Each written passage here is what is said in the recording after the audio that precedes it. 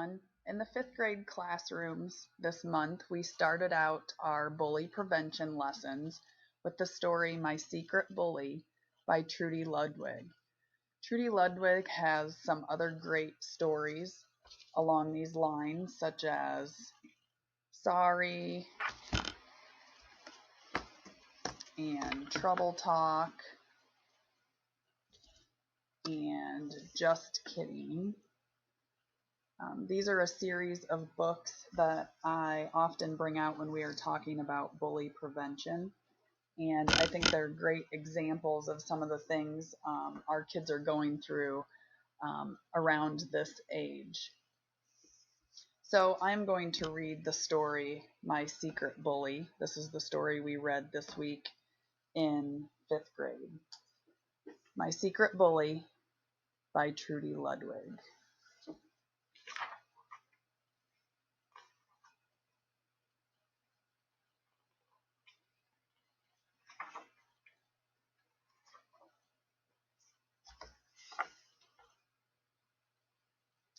Katie is my secret bully. A lot of people would be surprised to know this because they think she's my friend. And she does act like my friend sometimes.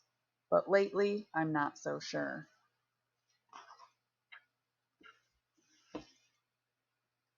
Katie and I have known each other since kindergarten. We've spent a lot of time together because we like doing the same kinds of things. Making perfumes with flowers picked from my yard, playing soccer in the rain, sharing secrets, and spying on our bossy, know-it-all brothers. I love being around Katie when she's nice to me, but there are times when she's not. She can be just plain mean, and I don't know why.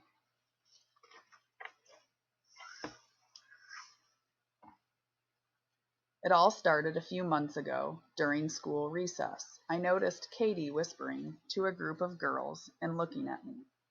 I went up to them and asked Katie what they were talking about. She said, "Oh, nothing, Mon, ick. I'll tell you later."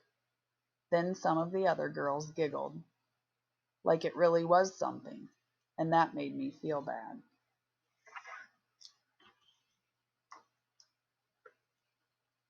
The next day, when I was playing with Sarah, Katie grabbed my arm and pulled me away. "Katie, stop it," I said. "I was talking to Sarah." "If you play with her," she whispered in my ear, "I won't come over to your house tomorrow."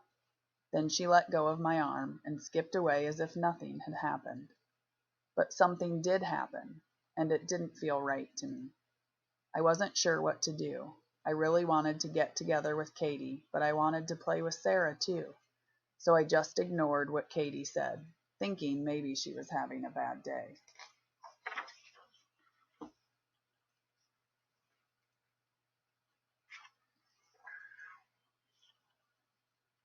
A few days later, I saw Katie playing wall ball with Sarah. It looked like a lot of fun, so I asked if I could join them. Katie just stared at me and didn't say anything, not one word. "Katie," I asked again, "can I play wall ball with you and Sarah? We're in the middle of a special game right now, maybe later." I looked at Sarah, hoping she would change Katie's mind, but she didn't say anything. Sarah just stared at her shoes and pretended I wasn't there. So I walked away, feeling a tight knot growing in my belly.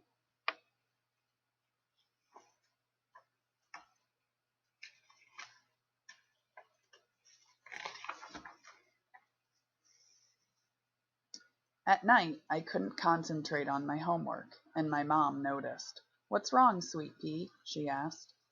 "I'm having trouble with Katie," I said. "She seems to be really mad at me, and I don't know why." "You've been friends for a long time, Monica. I'm sure you'll work it out," she said. I guess, but I really wasn't so sure. "Why don't you give her a call and talk to her about it?" Mom suggested.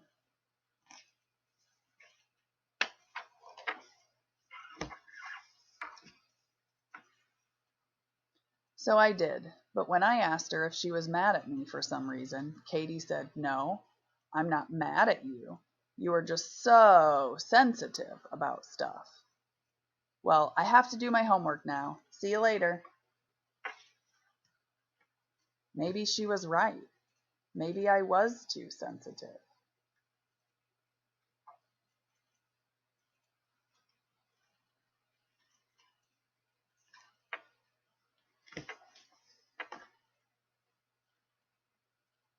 Things didn't get any better. After a while, in fact, they got worse, much worse. It got to the point where no one would play with me at recess. I was all by myself, and there was Katie hanging out with my other friends, laughing and being all sweet and nice to everyone but me. Maybe there was something wrong with me.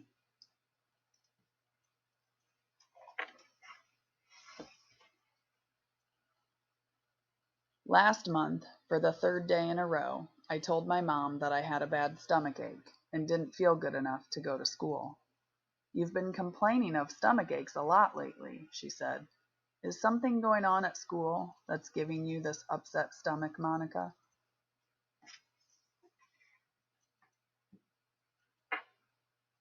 When I saw the look of love and worry in my mom's eyes, I knew I couldn't keep my secret bully a secret any longer. At first I just started to cry and couldn't stop. Mom hugged me a lot and waited patiently for me to talk, and I did. I told her how hard it is to be friends with Katie. She's nice to me when we're playing alone, but really mean to me when we're around other people. I even think she's been saying bad things about me to my friends so they won't like me, I explained.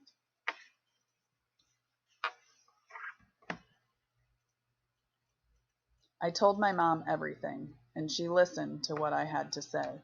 I mean, she really listened to me. Mom didn't blame me or ask me to be nicer to Katie, and she didn't say, "That's just the way girls are, so you better get used to it," like my babysitter did when I tried to talk to her about it. I felt a lot better after I talked with my mom.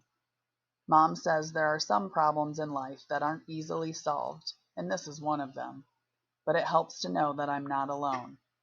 I found out that a lot of other kids have had this happen to them, even my mom when she was a kid. But that doesn't make it right, and that doesn't mean this is the way it has to be. Mom and I talked about what I could do to stand up for myself. We even did what Mom calls role playing, where she acted like she was Katie, and I got to practice out loud what I wanted to say to her, without sounding like a bully myself.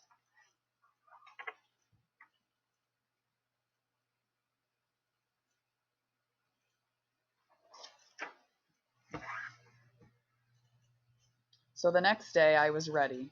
I walked right up to Katie during morning recess, waiting for her to do her worst. She looked at me and started whispering to her circle of friends. I stared at her straight in the eyes and said, "Katie, does it make you feel good to make me feel bad? Because friends don't do that to friends." She turned red in the face and looked away. Right then, I knew Katie could no longer hurt me.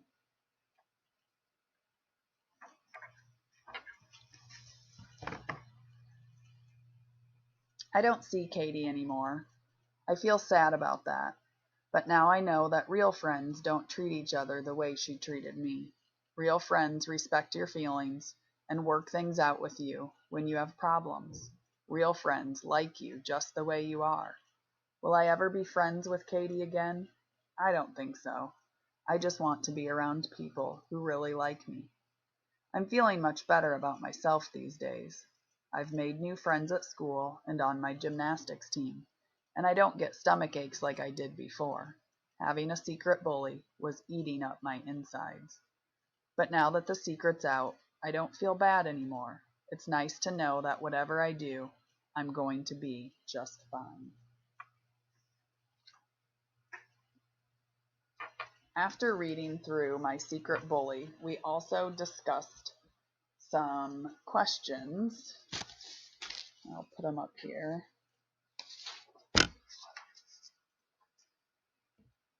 Here are some of the questions that we looked over. I will link them with the video also. How was Katie being mean to Monica? What did she say, and what did she do? What could Sarah have done to help Monica when Katie was bullying her? How did Monica stop the bullying? What else do you think Monica could have done or said? What would it take for Katie and Monica to become friends again? Do you think Katie was also being mean to other kids at school? How are kids mean to each other in your school? Why are kids mean to each other? Do boys typically bully others in the same way as girls? Have you ever been bullied? How does it feel to be bullied? What would you do if you saw a friend being bullied by another friend? So this week we read through the story and we made it through about half of our questions. So we will continue with answering those questions and learning more about bully prevention next week. Thanks.